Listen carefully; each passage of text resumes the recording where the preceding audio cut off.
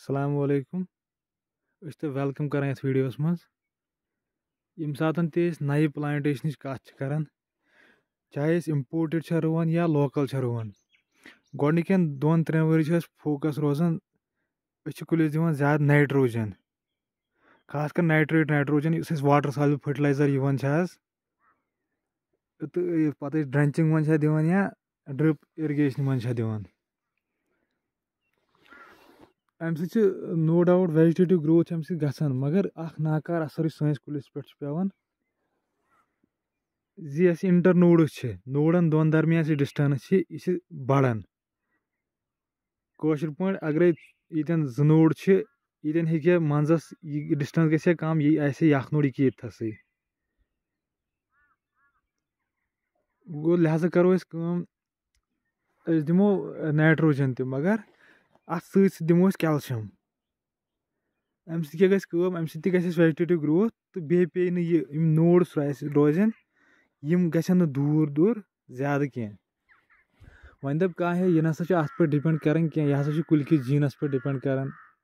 इत पे गाला ऑलरेडी दूर दूर आसान रेड डिल्स मज सुपर वाइट तिम नजदीक आसान या सेमी सुपरन आसान थोड़ा दूर नॉन सुपरन आसान तम खो दूर मगर यम सात रिसर्च वुचान तत वाजह लिखित कि इस न्यूट्रिशन यह हसा अत मज इन्फ्लुएंस करान अमुक असर तवान पे इंटरनोड डिस्टेंस पे या इंटरनोडन पे तो बे प्रूनिंग हुंद अमुक असर पेवान गो लिहाजा करो कैल्शियम निमो अत शेड्यूलस मज ताकि वेजिटेटिव ग्रोथ गसन सत रोज इंटरनोड डिस्टेंस ठीक। नंबर दोम चीज यमिस ग्रोरस ज्यादा यह calcium deficiency disorders like bitter pit या लेंटिसल ब्रेक डाउन गसान ज्यादा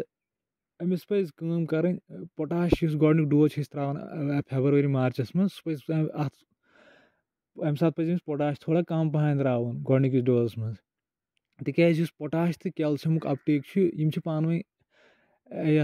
अकिस रुकावान यमन केमिस्ट्री सेम पोटाशस तो कैल्शियमस सेम पे यम सात कुलिस पोटाश ज्यादा एवेलेबल